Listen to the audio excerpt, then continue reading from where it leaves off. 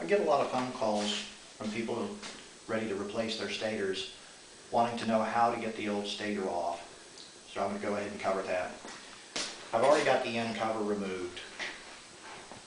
The end cover is simply held on with 4 bolts. And actually, if you're having trouble getting the end cover off, then you might want to stop right now, because the end cover is the easy part. This generator also has the control box removed. And let me go into that just for a moment here. The generator came in for repair. It won't run.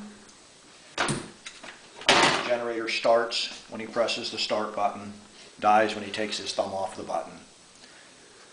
It came in with a new control box already installed on it, and of course the old control box that he took off because some shop told him that it was a bad control box. I get a lot of generators this way, shipped in where somebody has put a new control box on it. The bottom line is that as far as generators that I work on, I run into probably 1 generator a year that actually has a bad control box. I tested this control box. This gentleman's old control box is perfectly good. Apparently he called a shop and they said, oh, the control boxes fail all the time. This is not true. Then the customer was talked into buying a new control box. If you call a shop and you say, what do you think is wrong? And they say probably a control box, they are lying.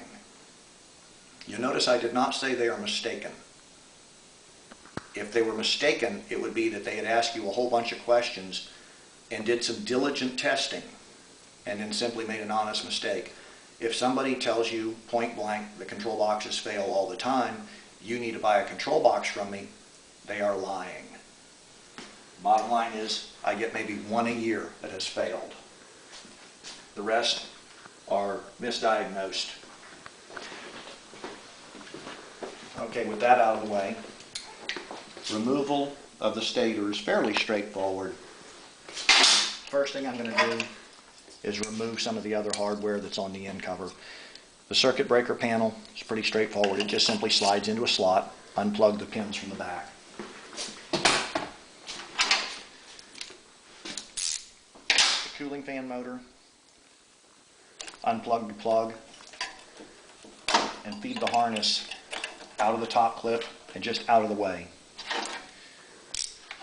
Then remove the cooling fan relay. If your generator was made after 1996, you'll have a cooling fan relay. If it was made before 96, you won't. Incidentally, if it was made before 1996, you will not have this 2-pin plug down here either. It'll just be blocked off.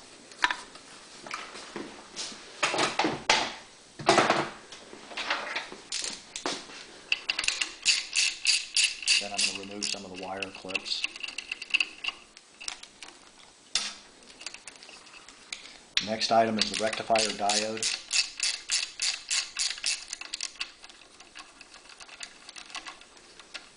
Don't worry too much about the order. If you look at my stator installation section on the videos, I go over in great detail exactly where every bolt, nut, washer, and screw is supposed to go. Incidentally, you'll notice that this is in the wrong spot, where these 2 white wires are connected to the chassis. If you watch my assembly video, you'll see where they're supposed to go.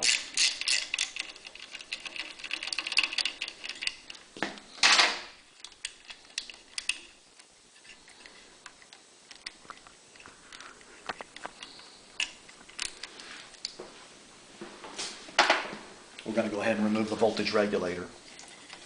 When you take the voltage regulator out, take the brush holder and all with it, because the brushes themselves are fragile, and sometimes it takes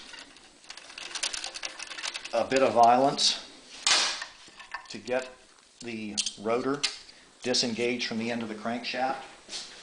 You don't want one of the brushes to crack.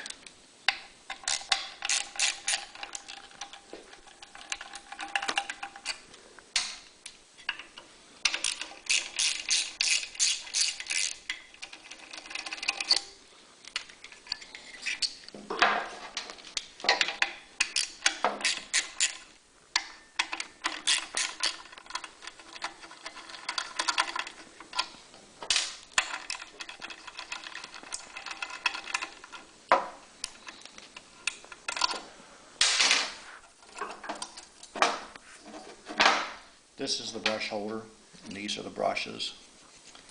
And they're fairly fragile, actually.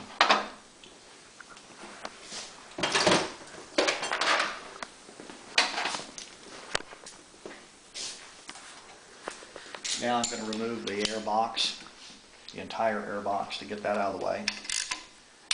There are 2 bolts.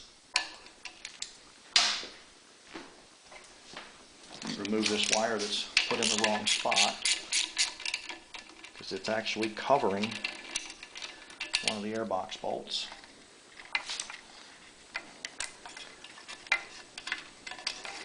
Like I say, these 2 wires should not have been there in the first place.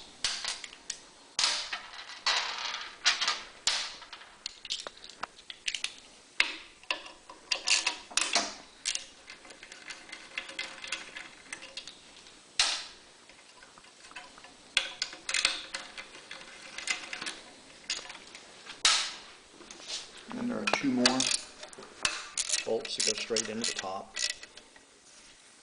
These are corroded nicely.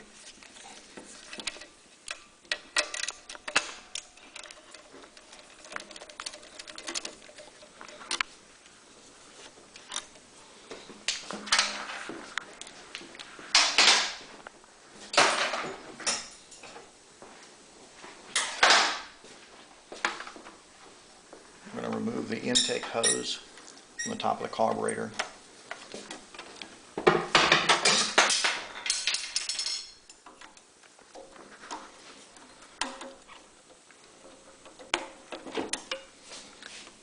And then the crankcase breather hose from the back of the airbox. Now the airbox can wiggle free.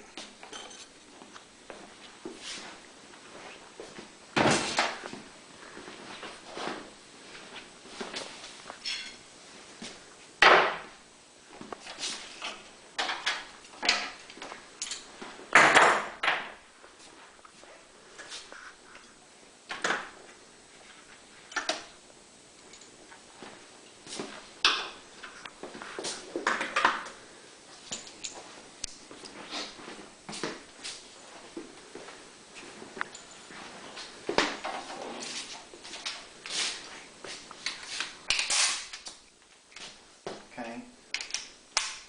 Now we're going to start removing some of the main bolts. First thing I remove is the strain limit on the motor mounts at the end.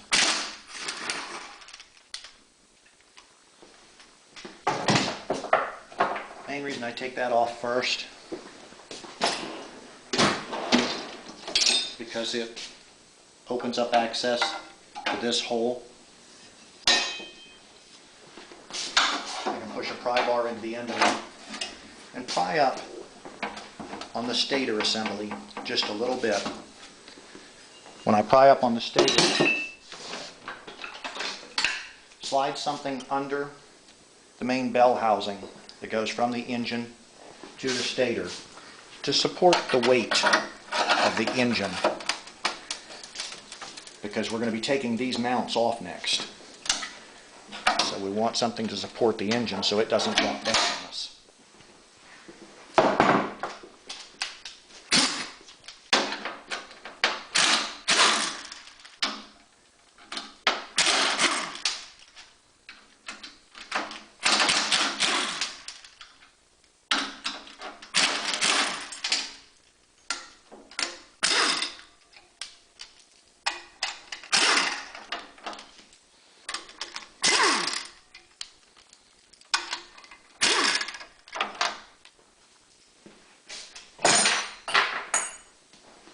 So now we've removed the engine mounts.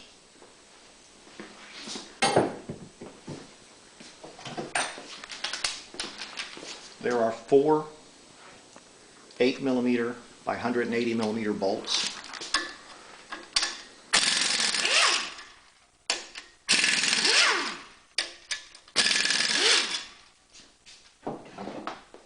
This back one here, I've got to pry up just a little bit more to get at it.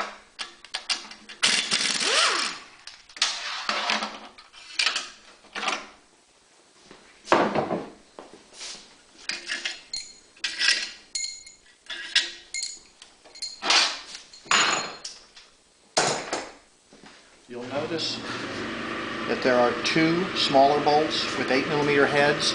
Do not remove those at this time.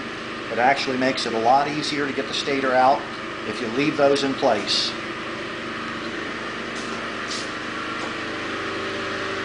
The center bolt, 289mm long, has a 14mm head on it.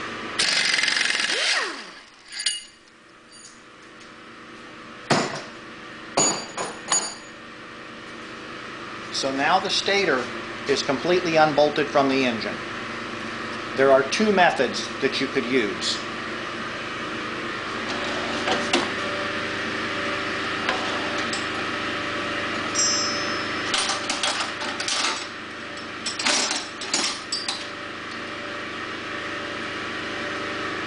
The easiest method for the average person is going to be to screw a 12mm by 1.25 pitch bolt into the end of the rotor itself. You notice that the center bolt that came out was a 10mm, so it fits all the way in. But threaded right into the end of the rotor are threads also. And the rotor has a tapered fit where it goes onto the end of the crankshaft. If you look at this rotor, you can see where it's tapered and it's pressed onto the end of the crank. So we have to break that free.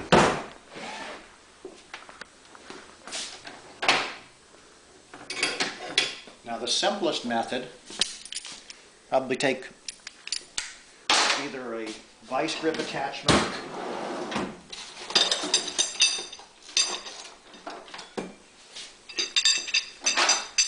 screw it onto a slide hammer.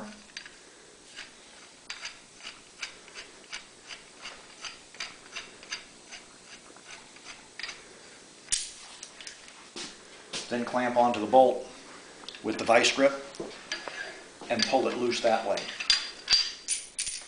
I had 2 back surgeries last year, so I no longer use that method.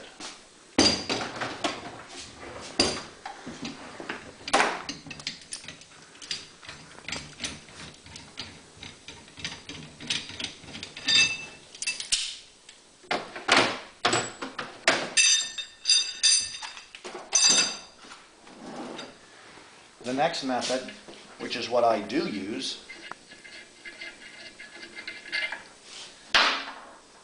take a rod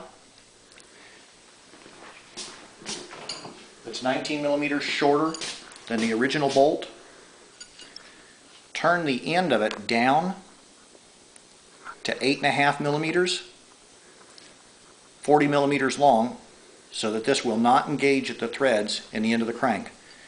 You can see where the original bolt has threads, and I went down 40mm on it and then put a crown on each end and then heat treated the ends to make it nice and hard. Take the shaft, push it all the way in, then take the 12 by 1.25 pitch bolt and turn that down to where it presses on the rod that we put in place. At this point, we're going to put something to catch the stator when it pops off.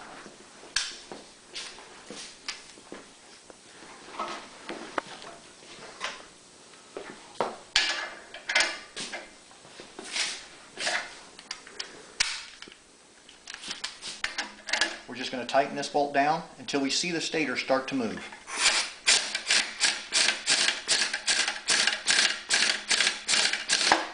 Did you hear the noise? That was the pop.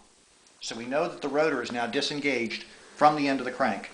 And we'll just turn it just a little bit more. Okay.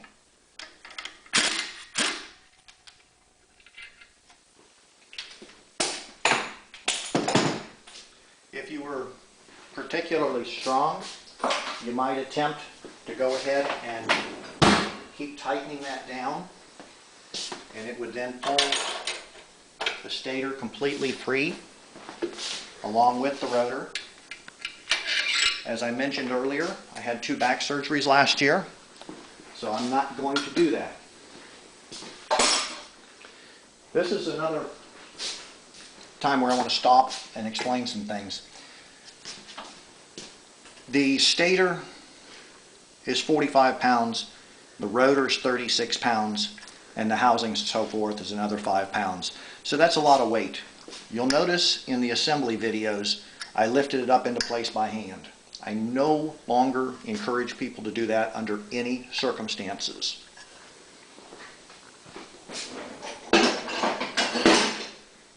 Like I said, I had 2 back surgeries. The first one was a microdiscectomy, where they simply scraped the disc material out of the way. And I had that surgery. It ended the pain immediately. But about 4 months later, I completely blew the discs back out again. They had to cut me back open, scrape the disc, the destroyed discs completely out, spread the vertebrae, shove Legos between the vertebrae, and then bolt these metal rods to either side of my spine. So now whenever I lose weight, it looks like railroad tracks going up my back, but the pain is gone. At any rate, one of those life's lessons. In order to lift the stator off, either get help, a couple of people, or whatever, or what I do is I have this bracket that I built that I bolt to the end of the stator assembly, and an overhead hoist. Now I have to lift everything with overhead hoists. I've got 2 of them in the shop, and I've got the hydraulic table. The hoist, I built a roller track. All it is a barn door track. So if you want to build one of those for your shop, if you look out in the Midwest, you'll see barns with the roller tracks across the front and the doors slide back and forth. I just took a simple 110 volt hoist and put it on those rollers. So at any rate, we're going to go ahead and lift the weight of the stator. So now the weight is on the hoist, and the stator itself is corroded into place. Never hit this aluminum. It will break. If you come over here, I'm going to hit right here, and just, this is on the laminate core of the stator assembly itself, just enough to shock it free. Because this gap right here where you can see the white corrosion is what's corroded together, and it's going to separate at that point.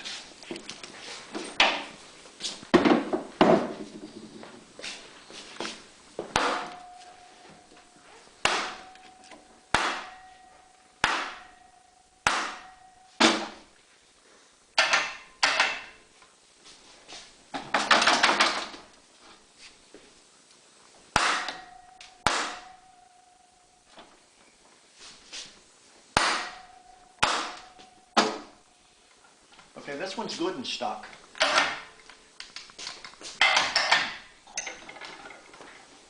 What I'm going to have to do with this one is put my rod back in there and pull it off a little bit further.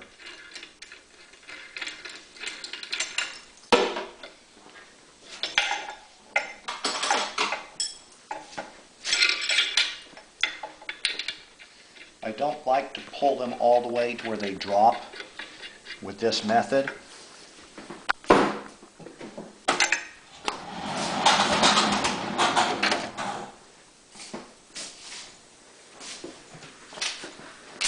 Because once they completely disengage, it'll allow the roller or the stator to roll in either direction.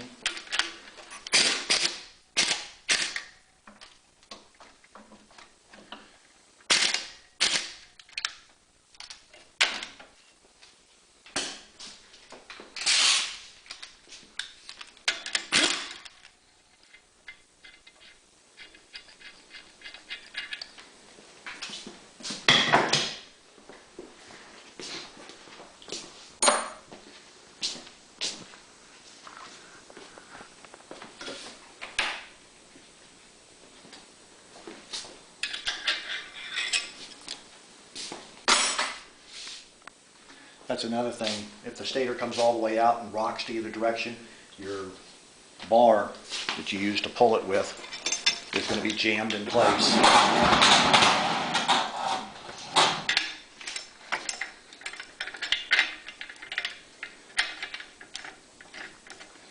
Another thing you could do is just use a cherry picker, an engine hoist.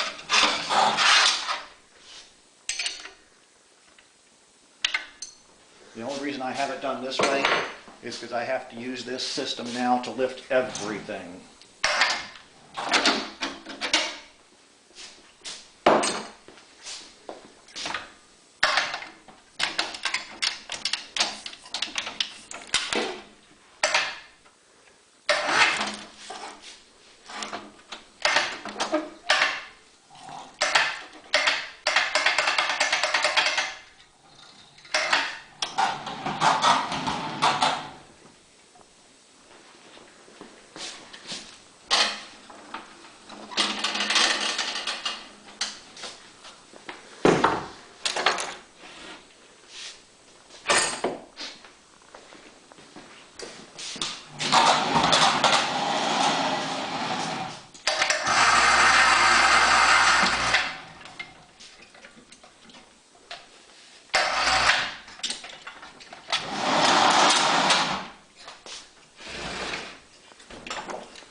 Then what I'm going to do is pull the fan off of the end of the rotor assembly.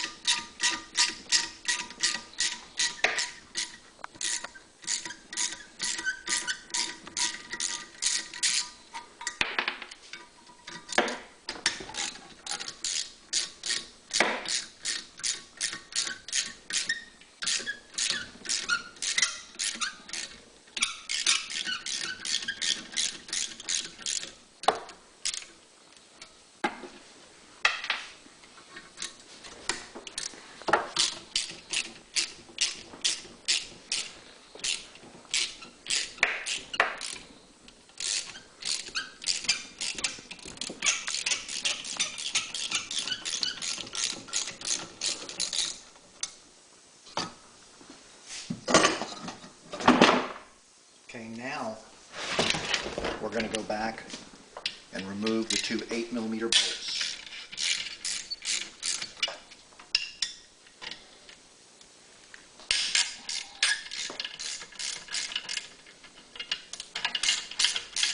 Excuse me, 5mm bolts with 8mm heads on them.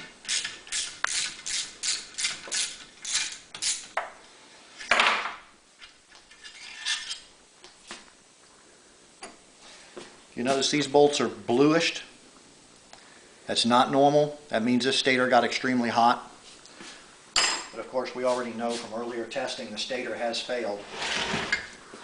But now we're going to get a chance to actually see. I take my Computane hammer and hit the rotor assembly, at which point it should separate right here from the stator. Okay, you'll notice the stator and rotor has separated there. Now, if you could lift it, you'd simply slide the rotor out of the stator. I imagine most of you can.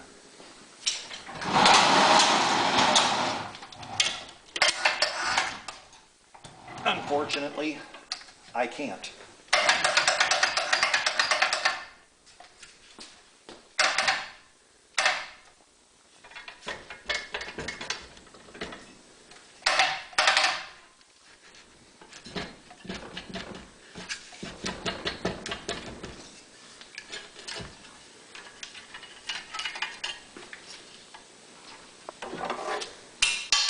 All I'm doing is just lifting up enough to take the weight of the rotor, and we're going to pull the rotor assembly and end housing away from the stator. These wires are attached to the stator, so they'll stay in position.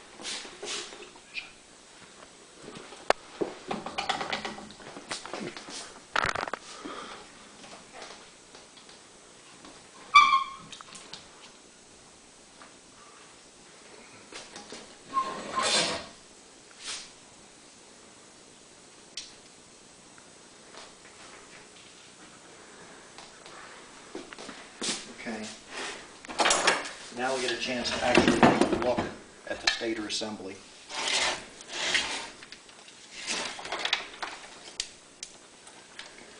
Okay.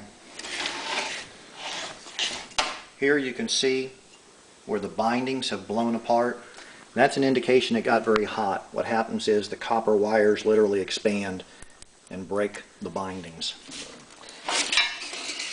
Possibly we'll be able to see the exact spots where they run through. If you look at the phenolic in here,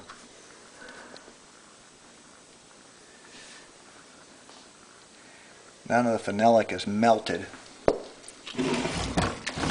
I've got a sneaking suspicion from the fact that this came out of a Wolf Coach TV truck, and they are known for a particular mistake that we will possibly find subwinding 2 burned up in this stator. I'm just removing the phenolic covers over the slots.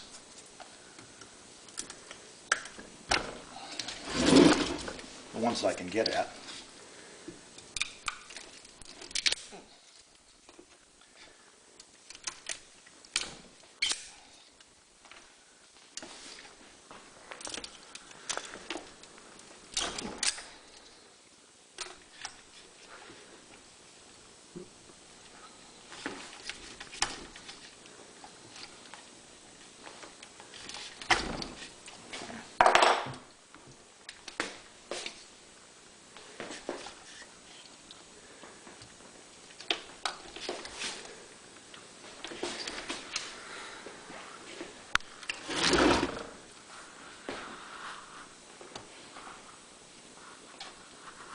Okay, this one, you can see that it was subwinding number 2, which is kind of what I suspected. It did not melt the phenolic all the way through, but if you pull that out, you can see that the copper wires that run through those particular slots are blue in color.